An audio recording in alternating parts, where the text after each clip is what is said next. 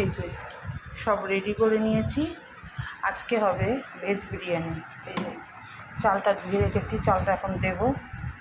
এটা হচ্ছে সয়াবিন, গোটা গরম মশলা, বিরিয়ানি মশলা, ঘি, পনির, আলু।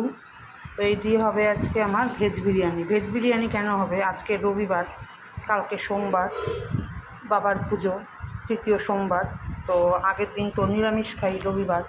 এবার নিরামিষ কী রান্না করব? গতকাল শনিবার থেকে নিরামিষ কন্টিনিউ চলবে মঙ্গলবার।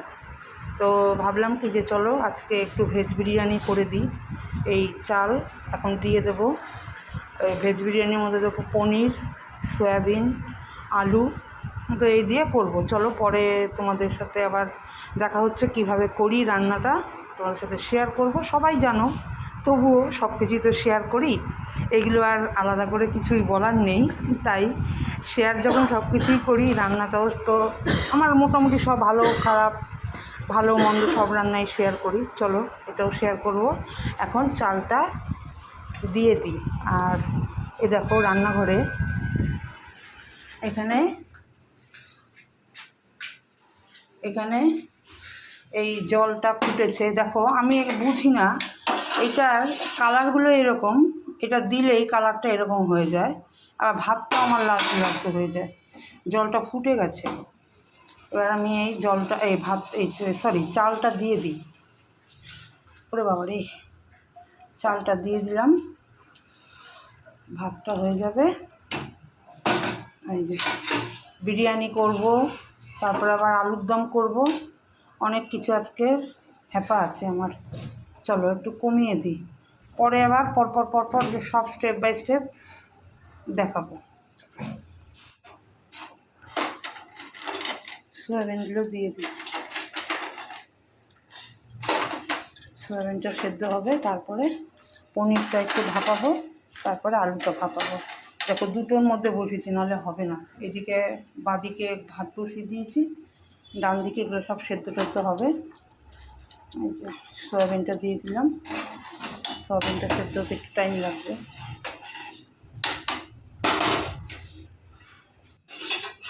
এটা দেখো আমি গরম জলের মধ্যে নুন দিয়ে গরম জলটা করে রেখেছি। আবার এই যে পনিরগুলো বড় বড় করে কেটেছি, কিউব কিউব করে। পনিরগুলো এবার দিয়ে দেবো। পনিরগুলো তো বিরিয়ানিতে দেবো, তাই একটু বড় বড় করেই কাটলাম। আর দেখবে ভেজ বিরিয়ানি শুধু আলু দিয়ে ভালো লাগবে না, একটু পনির, একটু সয়াবিন এগুলো দিয়েই করব। তো এই পনিরগুলো দিয়ে দিই, একটু 5 মিনিট পরে নামিয়ে নেব। আরও কয়েকটা আছে, এই যে দেবো। আর এখানে দেখো আলুর দম হবে, আলু সেদ্ধ করছি। বাবা, এটা কয়েকটা বিরিয়ানিতে দেবো। আর হচ্ছে সয়াবিনটা তো এখানে আছে, যে সয়াবিন সেদ্ধ করা হয়ে গেছে। তো এগুলো প্রস্তুত করে নিই, তারপরে বিরিয়ানিটা ঝটপট বানিয়ে দেবো। বিরিয়ানির ভাত হয়ে গেছে, এই যে আলুটা সেদ্ধ করছি। আলু না আমি প্রেশার কুকারে সেদ্ধ করি না। আলু প্রেশার কুকারে সেদ্ধ করি না, কারণ আমি প্রেশার কুকার খুব একটা ব্যবহার করি না। আলু টালুগুলো আমি এই কড়ার মধ্যে গ্যাসেই করে নিই, গ্যাসটা বেশি পড়ে। আর প্রেশার কুকারে শুধু ছোলার ডাল, মটর ডাল এগুলো সেদ্ধ করি। এই যে সব কিছু সেদ্ধ হয়ে যাওয়ার পরে এবার এগুলো সব ফ্রাই করে নেব।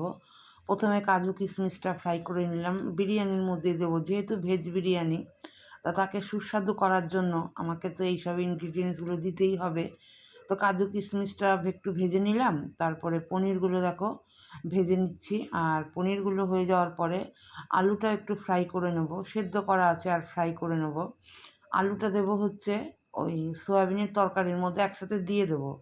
আর চিকেনের সময় যখন চিকেন বিরিয়ানি করি, তখন কি করি আমি আলুটা সেদ্ধ করে ফ্রাই করে নিই, চিকেনের মধ্যে আর দেই না। তো এখানে তারপরে দেখো সব ফ্রাই করার পরে আমি সয়াবিনের যে তরকারিটা সেটাও করে নিলাম, সয়াবিন কারি যেটা। তারপরে ওইদিকে ওটা হতে হতে এইদিকে আমি দেখো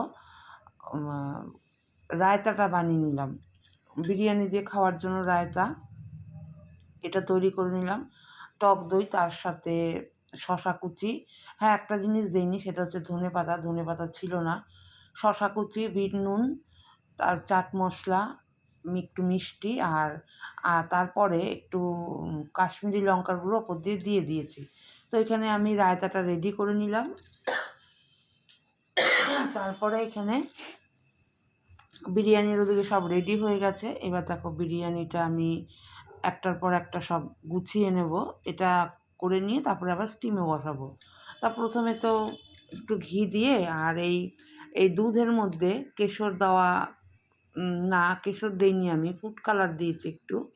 এটার সাথে গোলাপ জল, কেওড়া জল, মিঠা আতর, তো এটা একবারে দিয়ে দিয়েছি। তারপরে দেখো লেয়ারগুলো পরপর দিয়ে দিলাম। যেহেতু এখানে ভেজ বিরিয়ানি তাই সয়াবিন, আলু, পনির এগুলো সব পরপর দিয়ে দিলাম, বিরিয়ানি মশলা দিলাম। তো এইভাবেই তো পরপর লেয়ারগুলো দিয়ে তারপরে এটা স্টিমে বসিয়ে দেবো। আর সবার উপরে কাজু কিশমিশটা দিয়েছিলাম। তো তারপরে আমি ভেবেছিলাম যে কেমন হবে ভেজ বিরিয়ানি, এর আগে তো বানাইনি। তো দেখলাম খেয়ে বেশ তো ভালোই লেগেছে। মনে হলো যে চিকেন বিরিয়ানি থেকে ভেজ বিরিয়ানিটাই আমার কাছে বেশি ভালো লেগেছে। যাই হোক, এটার একটা অন্যরকম স্বাদ, আবার চিকেন বিরিয়ানির আবার অন্যরকম স্বাদ।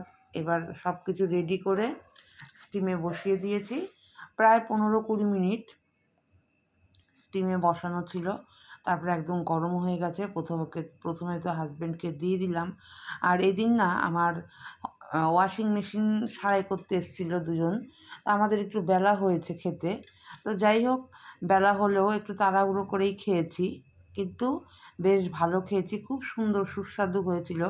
আমি নিজে রান্না করে নিজেই রিভিউ দিচ্ছি, ভীষণই ভালো হয়েছিল। রায়তাটা দিয়ে এই ভেজ বিরিয়ানিটা যে খেলাম, খুব সুন্দর হয়েছে। তোমরাও একদিন এরকমভাবে বানিয়ে দেখো, ভীষণ ভালো।